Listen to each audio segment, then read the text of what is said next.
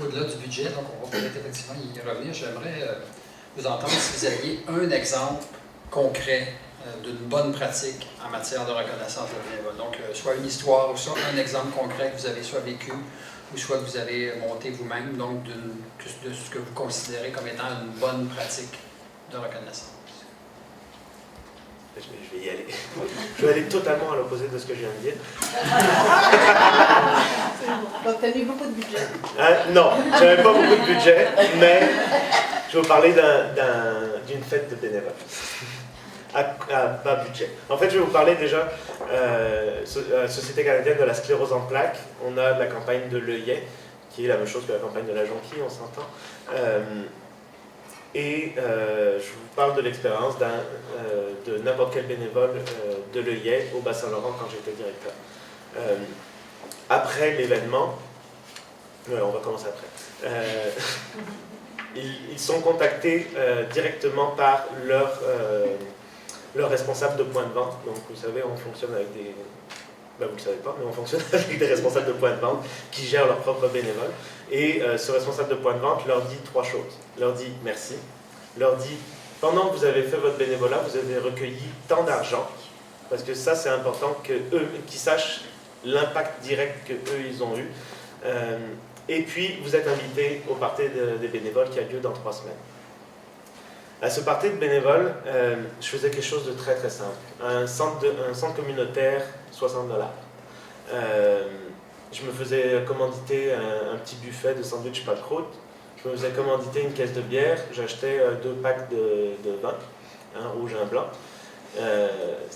Donc c'était à peu près la seule dépense, à part les $60. Et j'invitais donc l'ensemble de mes bénévoles du Bas-Saint-Laurent, donc pour l'œillet et pour la marche de l'espoir qui s'était passée entre-temps aussi. Et je leur disais, vous avez le droit de venir accompagner.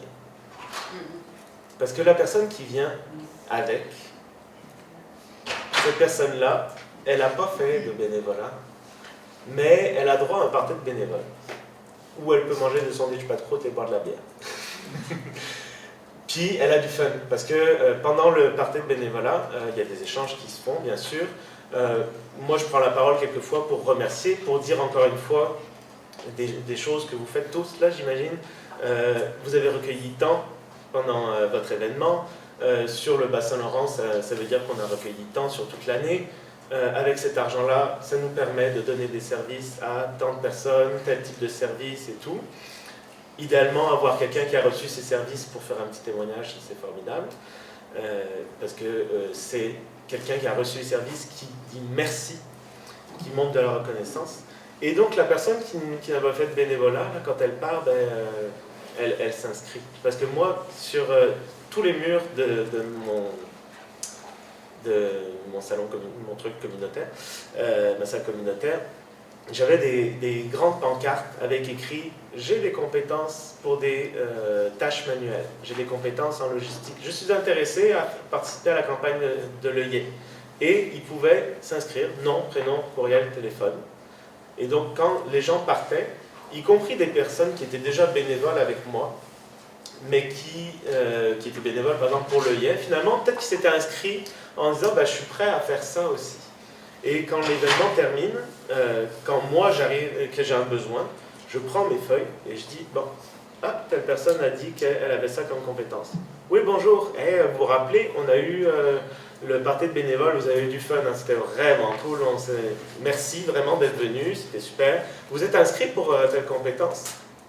On a un besoin actuellement, est-ce que ça serait possible pour vous de venir? Oui, non, peut-être, vous êtes intéressé ou non. Après, ça c'est le jeu des bénévoles, quoi qu'il en soit. Mais donc, tout ça pour dire que c'est une belle occasion de recrutement aussi. Cette personne-là, donc, premier party de bénévoles au mois de juin, juste après les campagnes. Puis là, souvent, ce qu'on fait, c'est... moi, mes campagnes étaient les 2 au mois de mai, hein, parce que le mois de mai, sensibilisation à la sclérose en plaques. Puis là, les bénévoles, on ne leur parle plus. Puis quand vient le mois de mars, on les appelle et on leur dit « Au mois de mai, on va avoir la campagne de l'œillet, est-ce que vous êtes disponible ?» Ben, je sais pas, mais moi, quand on ne me parle pas pendant 9 mois, là, je me sens pas vraiment interpellé. Là. Donc, au mois de décembre, on avait un party de Noël pour les personnes, les bénéficiaires de services. Puis un jour, j'ai dit, mais c'est plate, d'un côté, on a des gens qui reçoivent des services, et de l'autre, on a des bénévoles qui travaillent fort pour qu'on puisse donner ces services-là. Mais ces gens-là ne se rencontrent jamais. Donc, j'avais mon party pour les bénéficiaires, 80 personnes chaque année. Cette fois, au lieu d'inviter juste ces personnes-là, j'ai aussi invité les bénévoles, en disant, on a 80 places, de la même manière, même budget, on ne change rien. Mais je demandais une participation aussi financière à tous les participants. Les bénéficiaires, c'était 5 $, moi ça me coûtait 15. Je leur demandais 5 $, et puis ils pouvaient venir accompagner, encore une fois on peut recruter des bénévoles. Les accompagnateurs, c'était 10 $. Mais les bénévoles, je leur ai dit, vous pouvez venir, et vous pouvez venir accompagner, et ça sera 10 $ pour vous aussi. Et ça a permis que, donc, j'ai mélangé ces deux populations, et je leur ai fait parler ensemble, et les bénévoles ont pu expliquer qu'est-ce qu'ils faisaient, et les bénéficiaires ont pu dire merci directement. Et ça, souvent, la reconnaissance de quelqu'un qui reçoit un service, c'est ce qu'il y a de plus fort. Moi, les bénévoles qui donnent des services, c'est ceux pour lesquels j'ai quasiment pas à faire de reconnaissance parce qu'ils l'ont déjà au quotidien. Quand on fait un prêt de prothèse capillaire à quelqu'un, puis que donc quelqu'un vient, il est en chimiothérapie, puis il vit plein de choses difficiles, mais il passe 1 heure avec le bénévole qui l'aide à trouver la bonne prothèse capillaire, et qui l'écoute dans son besoin, et que la personne repart avec une prothèse capillaire où elle se sent bien, elle retrouve de l'estime de soi, et elle dit merci au bénévole. Le bénévole, c'est comme c'est extraordinaire pour lui. Donc voilà. Merci, Martine. J'ai beaucoup parlé. J'ai envie de faire du pouce sur la discussion d'avant, quand on parlait des organismes qui ont des besoins, le recrutement qu'on fait, l'expertise qu'on peut chercher ou pas. Je vais vous parler de ce qu'on fait chez nous, parce qu'on a différentes équipes de bénévoles, mais effectivement, dans notre équipe interne de bénévoles. Donc, pour l'équipe interne, c'est, je vais appeler ça travail de bureau, soutien administratif, grosso modo. Donc, des appels téléphoniques, réception téléphonique, entrée de données, mise à jour de dossier. Vous voyez le topo un petit peu. Donc, on a besoin de ces gens-là, on en a besoin à l'année. Évidemment, on voit beaucoup de bénévoles tout au long de l'année. La plupart sont référés à l'extérieur, mais pour ce besoin-là, à l'interne, on cherche aussi pour nous. Et puis, ça n'a pas été une décision formelle en équipe. On ne s'est pas levé une journée en disant « il faut qu'on parle de comment on aménage les postes bénévoles ». Mais les personnes étant ce qu'elles sont dans l'équipe, ça s'est fait organiquement, je dirais. Donc, les bénévoles ils ont de la flexibilité d'horaire, ils ont de la flexibilité au niveau de la fréquence aussi. Autant dans ceux qui font de l'accompagnement aux rendez-vous médicaux que pour ceux qui font du travail de bureau chez nous.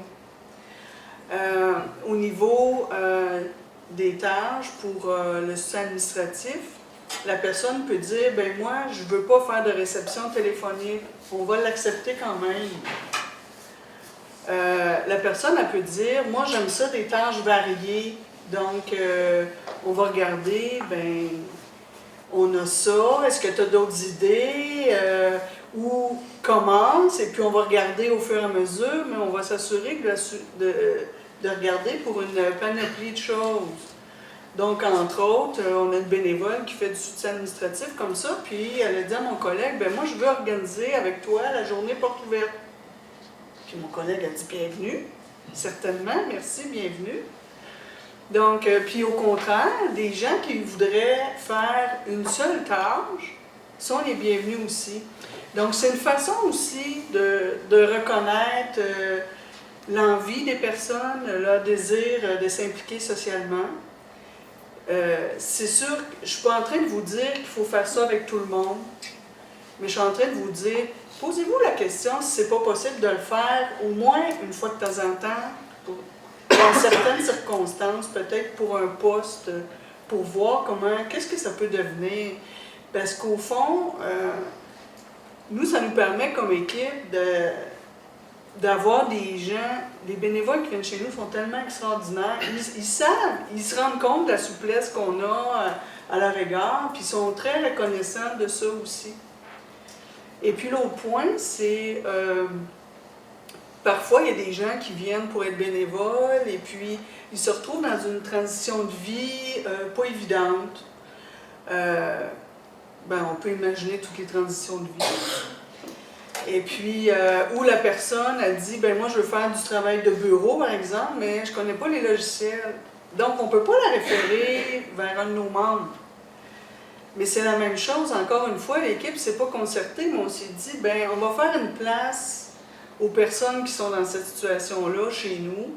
On sait que ça va demander plus de soutien, plus de formation, plus d'écoute aussi, puis c'est correct, ça fait partie de notre travail. Donc, d'être présent, d'être à côté de la personne, donc ça en est une forme de reconnaissance aussi. Et puis, je ne vous dis pas qu'on en prend 10 en même temps qui sont dans cette situation-là, mais on le fait. Et puis, ça donne des ailes aux personnes, c'est extraordinaire. Il y a des personnes qui se sont rebâties une confiance en elles, qui se sont découverts des talents. Des fois, c'est au niveau des habiletés interpersonnelles aussi. La personne, elle peut avoir subi un choc dans sa vie. Ça peut être difficile pour un bout de temps de côtoyer des gens, mais là, il y a une équipe avec qui elle interagit à chaque fois qu'elle vient. Donc, petit pas par petit pas, on a vu des gens changer d'une façon personnelle assez extraordinaire. Il y a des personnes que ça les a emmenés sur un CA. Donc, ce qui fait que j'ai envie de vous dire, on parlait de bénévolat d'expertise tout à l'heure. Le monsieur que, je sais pas moi, qui prépare des repas tous les lundis après-midi depuis 2 ans, c'est un expert lui aussi. Puis il est autant à reconnaître que le nouveau bénévole qui arrive puis qui cherche encore sa place, mais lui aussi il est à reconnaître parce que on le sait, dans la société, on peut choisir de faire plein de choses. Le bénévolat, c'est tellement une option parmi d'autres, donc ceux qui sont interpellés par ça, effectivement, Geoffrey disait, dès que la personne m'appelle, je lui dis merci, effectivement, c'est une réalité aussi. Bénévolat d'expertise, oui, parce que tu parles du monsieur qui fait de la cuisine, puis je parlais à ma collègue tout à l'heure, nous, dans les hôpitaux, là, nos bénévolats d'expertise, c'est quelqu'un qui passe un breuvage ou un bénévole qui fait de l'écoute au chevet d'un patient. La grosse cohorte, la grosse partie de mes bénévoles, moi, c'est des bénévoles qui vont au chevet des patients, qui font de l'écoute. Je vais vous le dire, là, ça prend toute une expertise aujourd'hui de faire de l'écoute. Alors, je passe par un processus de formation, mais au final, ceux qu'on garde dans ce volet-là, c'est pas tout le monde, c'est pas donné à tout le monde d'être juste à côté de quelqu'un, de l'écouter, de respecter le silence, tout un défi. C'était juste pour faire du pouce sur ton monsieur qui fait de la cuisine, parce que pour moi, c'est des experts, ceux qui font ça. Le bon coup de notre dernière année, moi, je dirais que c'est sûr qu'on a des bénévoles c'est nos bénévoles, mais c'est les bénévoles du CHUM, dans le sens que ils sont répartis dans l'ensemble des activités. On a 30 postes d'accueil clinique, on a tous les étages, on a 19 étages d'hospitalisation. C'est quand même gros. Donc, les bénévoles arrivent chez nous, puis l'importance de l'accueil, ça c'est clair, du merci en fin de journée, puis de la rétroaction surtout. Mais dans la journée, là, au quotidien, ils travaillent avec des équipes un peu partout, des équipes cliniques, des équipes de soins. Puis, donc, le travail qu'on a eu à faire dans la dernière année, ce qu'on a voulu faire à la veille de la semaine de l'action bénévole, c'est de secouer un petit peu les équipes, de dire « Hey, vous avez des bénévoles qui travaillent avec vous », parce que souvent, ils sont intégrés dans l'équipe, mais sont reconnus au quotidien un peu comme nous, mais je veux dire, là, la semaine de l'action bénévole arrive, donc gênez-vous pas pour les intégrer dans des petites activités spéciales. Fait que ce que ça a créé, ça a créé une espèce d'explosion de reconnaissance, mais à la couleur de chaque département. Fait que les bénévoles revenaient après la semaine de l'action bénévole. Hey, on m'a invité à participer à une activité X, Y, Z, mais je pense que Pour nous, c'est important qu'ils soient reconnus avec les collègues de travail autant que par l'équipe du service. Alors, ils sont bien plus avec eux autres au quotidien qu'avec nous. Alors, les deux font un match parfait. Merci. J'aimerais passer un peu à l'envers de la médaille, puis aux aspects qu'on pourrait appeler les revers de la reconnaissance ou les défis par rapport aux bénévoles. Donc, on pourrait penser à des attentes très grandes par rapport à l'expérience que ces gens-là vont vivre, ou peut-être au sentiment de favoritisme, ou au fait que ce ne soit pas équitable pour tous. Donc, est-ce qu'il y a dans cette volonté de reconnaissance, il y a aussi des défis ou des revers ou des aspects qui vous semblent intéressants à relever, que vous avez vécu? Donc, le côté là, qui ne serait pas tout à fait sympathique, on reconnaît, on dit merci, et qui fait qu'à la fin, c'est un enjeu avec auquel on doit faire face. Oui. On le sait, les gens ne sont jamais satisfaits, quoi qu'il en soit. C'est-à-dire que si on en fait trop, on va nous dire vous dépensez de l'argent pour rien. Si on n'en fait pas assez, on va se faire dire vous n'êtes pas reconnaissant. Donc, on ne peut pas plaire à tout le monde, c'est toujours difficile. C'est pour ça que j'en parlais tout à l'heure, d'essayer d'avoir des standards minimums qui s'appliquent à tous. À la Société canadienne du cancer, on a des trucs tout simples. Un petit autocollant qui dit que vous êtes bénévole. Déjà, ça, c'est un sentiment d'appartenance, donc de la reconnaissance. On a fait faire ces cartes-là pour la campagne de la jonquille. Je vous avoue que quand je les ai présentées à mes collègues, ils ont tous dit « Ben là, franchement, on ne va pas utiliser ça, c'est n'importe quoi. » Je leur ai dit « Oui, mais à l'endos, vous personnalisez. » Je vous écrivais un petit mot à la personne. Je peux vous dire que tous ceux qui les ont utilisés m'ont dit « Les bénévoles ont adoré. » Qu'est-ce que c'est? Pardon, c'est une carte. Alors, ça vient du national, donc ça a été de l'anglais qui a été traduit. Voilà. C'est marqué en guise de reconnaissance, donc ils ont un peu perdu le sens de en guise, qui réduit un petit peu, genre, on ne vous reconnaît pas, donc on vous donne ça. Mais en gros, ça dit les bénévoles sont au cœur de la SCC. Renforcer la durabilité de l'organisation, accroître notre impact dans la communauté, etc. En fait, ce sont des impacts que le bénévolat a. J'en ai tout un tas, là, je les mettrai sur la table d'accueil tantôt, là, vous pourrez en prendre un exemple si vous voulez. Mais comme je vous dis, le plus important, c'était la personnalisation qu'il y avait en arrière. Et même si, mettons, c'est la même personnalisation pour tous les mêmes bénévoles d'une région, c'est correct. C'est écrit à la main, c'est personnalisé. Et on a ça, c'est le manifeste de la Société canadienne du cancer, qui est un nouvel outil en fait qui présente un petit peu pourquoi s'impliquer pour la Société canadienne du cancer. Puis c'est l'aspect familial en fait on est tous ensemble dans le même bateau. Et je trouve ce point important. Parce que justement, quand on a quelqu'un qui se plaint de la méthode dont il a été reconnu, un bon argument, c'est de lui rappeler pourquoi il est en train de faire du bénévolat. Lui rappeler la mission de l'organisme. Et en l'occurrence, bon, moi je travaille pour des organismes qui recueillent de l'argent pour financer notamment de la recherche et des services. Donc leur dire qu'ils ont travaillé toute l'année comme des fous pour recueillir de l'argent, puis qu'on utilise l'argent pour leur payer un party de reconnaissance ou pour leur payer du matériel de reconnaissance, des petits cadeaux, là, ils comprennent que d'un coup, finalement, ils n'aiment pas tant ça, parce qu'ils ont travaillé fort, puis l'argent qu'ils ont recueilli ne va pas là où ils voulaient que ça aille. Ils n'ont pas travaillé pour qu'on dépense cet argent de cette manière-là. Et c'est pour ça aussi, je vous parlais tout à l'heure de mon party de reconnaissance de bénévoles. Je commençais toujours le party de reconnaissance en disant tout ce qui est sur la table ici est gratuit.